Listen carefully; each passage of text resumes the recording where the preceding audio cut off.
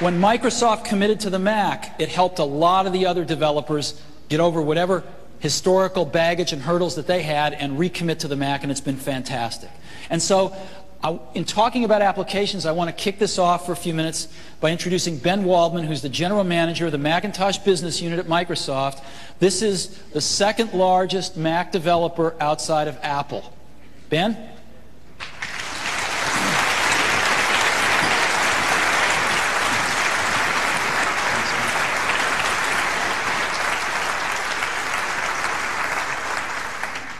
I have to tell you, it's really exciting to be able to come to Macworld and be from Microsoft and actually get some applause. But I guess maybe that's what happens when you finally learn how to write some good Macintosh software.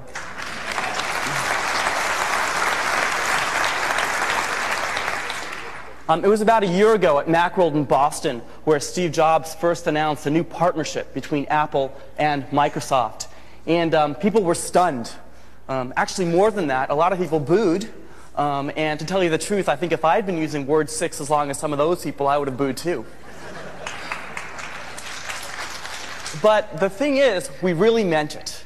And so for the past year, Apple and Microsoft have been working very closely together to bring out products like Microsoft Office 98 and Microsoft Internet Explorer 4.0, products that are not ports of Windows applications, but products built for the Macintosh from the ground up, based on feedback from our Macintosh customers, and this is my favorite part, products which have many innovations available first on the Macintosh and only in the Macintosh versions of our software.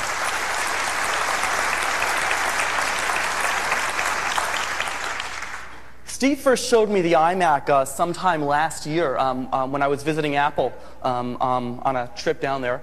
And when I looked at the machine, I thought about it, and actually the first thing I thought was, boy, these guys really are thinking different.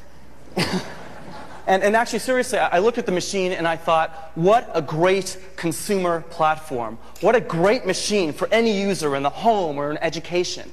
And we knew that as Apple's partner, it was our job, our responsibility, to create some really innovative software to go along with this great new hardware from Apple.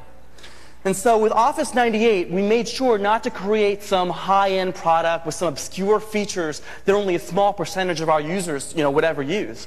We spent over 80% of our effort working on features that every single user would use every single day to make Office 98 indispensable to all Macintosh users.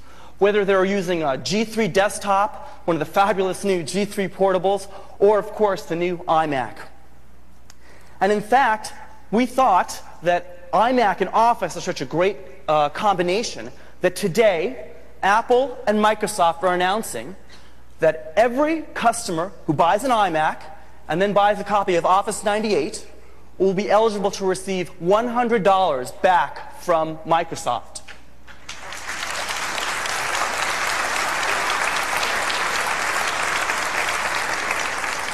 Or for our education customers, actually, a free copy of Microsoft Encarta or Microsoft Bookshelf. Great, love those products too. And actually, this is another first for us. This promotion is actually first on the Macintosh and only on the Macintosh from Microsoft. Of course, the I in iMac stands for Internet.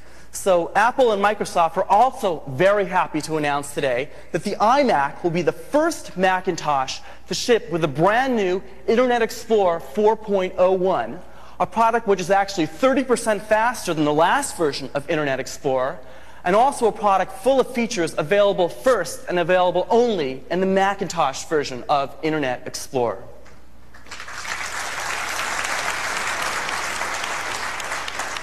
To tell you the truth, being the I in iMac is really a big honor for us. But more than that, it's also a big responsibility. And it's one that we take very, very seriously. When we look at what's been going on with browsers in the past few years, we've seen so many people talk about this technology or that technology. Does the browser support this acronym or that acronym? And one thing we never really heard much about was users, was about customers.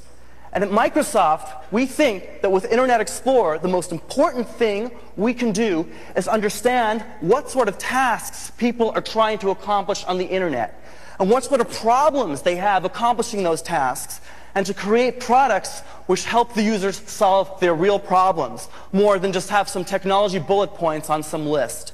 And that's exactly what our design goals have been with Internet Explorer 4.0. And I thought I'd want to show you some of those features today.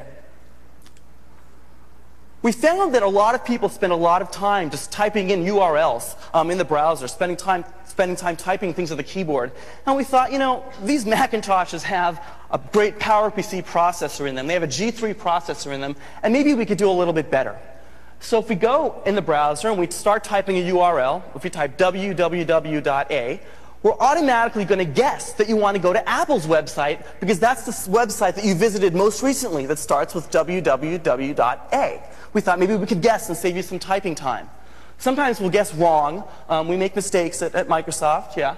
And so when we do that, you can actually click on the pop-up menu to the left of the address bar, and we'll actually show you all the websites that you visited which start with www.a. And that's a feature available first and available only in the Macintosh version of Internet Explorer, that pop-up menu. Another area where we thought we could do a lot better was searching on the Internet. So if we bring out the new search bar in Internet Explorer, and let's pick Excite as our search engine, and let's look for some cafes in New York. So we'll type in Cafe New York, and we'll see a bunch of search results come back on the left side in the search pane. And we'll try one. Let's try that. And it turns out it's the wrong page. Now, in other browsers, you might have to go and click the back button right now, and then you'll hit the back button, and it'll reload the page, and you'll try another one, and it's kind of a pain in the ass. So we thought we could do a bit better. So now you can see the search results and the content at the same time in your browser. A radical idea, but we think it makes things a lot easier.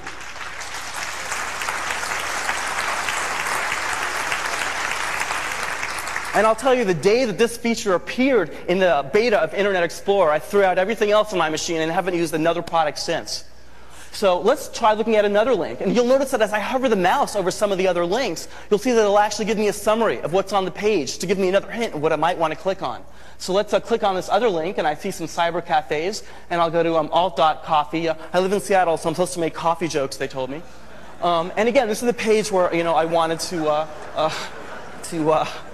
go and visit. Another place I could go, of course, would be New York Sidewalk, one of Microsoft's city guides, where we can show you restaurants, events, and places that you can go in a bunch of different cities, Microsoft's New York Sidewalk. I said that we did a bunch of research with our Macintosh customers, and about a year ago we went to the San Francisco airport for a day, and we tracked down every PowerBook user in the airport, and we asked them, what do you wish that you could do with your PowerBook while you're on the plane? And people said to us, well, I really wish I could browse the web. But like I'm ever going to be able to do that. Well, you can. Because in Microsoft Internet Explorer, you go to the File menu, and you pick Save, just like you'd expect in a Macintosh application. And you can save an entire website to your hard disk in just one file, what we call a web archive file. And you can save sounds or images or links, however deep you want to do that. And it actually takes a while, so we're going to cancel that right now. And I actually did this before we started the demo, before we started the show this morning. So let's go and pull the network cable out of the iMac right now to show you that we're not making this up. iMac out. And let's look at New York Sidewalk again, while we're not connected to the internet. So let's look at some restaurants. We can look at some restaurants maybe for Internet Explorer. I think we have some restaurants specially selected for Bastille Day. We can look at events that are going on inside of New York or other places that you can go, all without being connected to the internet, because I just went to the File menu and picked Save.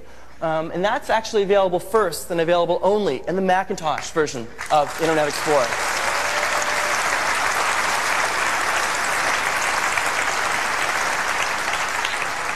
Another thing that's really important to Macintosh customers is color fidelity. So that when a designer designs an image and you see it on your screen, you want it to look exactly like what the designer intended it to look like. And of course, that's important to graphics professionals. But more than that, it's also important to every person using their iMac at home. Because as you buy things on the web and do electronic commerce, you kind of want to know what things are going to look like before you buy them. So Apple has some fabulous technology called Color Sync to ensure color fidelity.